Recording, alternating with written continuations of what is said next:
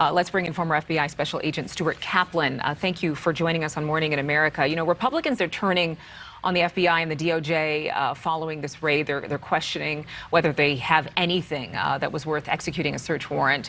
Has there been any news or evidence that backs up the claims that the department has been weaponized, so to speak, against people like former President Trump? Well, I think, look, from my vantage point in my experience, I think this is kind of like using a bazooka to kind of take out an ant. I think it was totally inappropriate. I think the biggest concern that I have, and I thought I would never get to this point in my life, is that the legitimacy of the FBI is front and center. It's hard for me to conceptualize or appreciate or understand why the process of at least going through less intrusive means were not exhausted. They never implemented the subpoena power or bring an order to show cause. And so this idea that the FBI went in under the auspice of using a search warrant just doesn't hold weight. And so the takeaway, and of course I'm talking not only to agents that are still working and working each and every day to protect us and keep us safe, but also the older guys like myself who are now retired.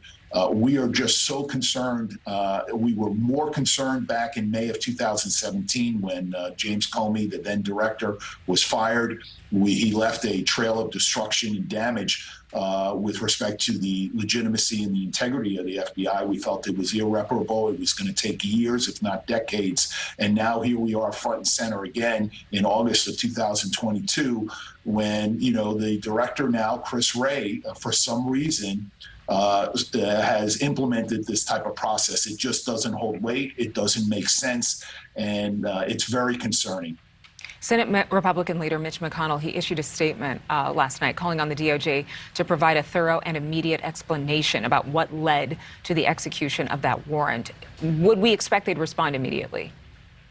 Yeah, I think the pressure on Christopher Wray, as well as from the DOJ top down, is going to really become pragmatic for them. I think that the public, given the divisiveness, and again, I commented on it, and listen, just to use this example, it's like taking a hand grenade and pulling the pin and throwing it into a crowded room, and just walking away, and understanding and appreciate that there was going to be collateral damage. Everybody is aware of the divisiveness of our country. That's no secret, and so they had to have appreciated what this was going to do and what it was going to cause.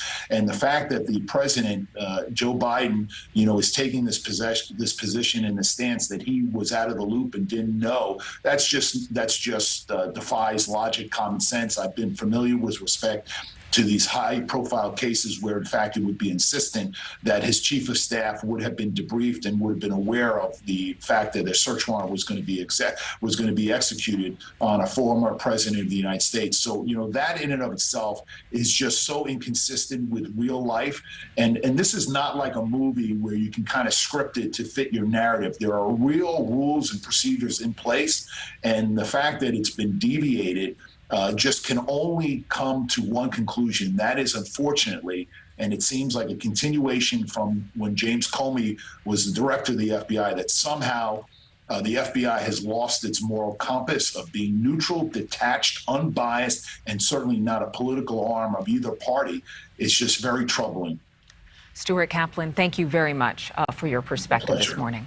Thank you for watching. Go to newsnationnow.com to find NewsNation on your television provider. And don't forget to click the red subscribe button below to get more of NewsNation's fact-driven, unbiased coverage.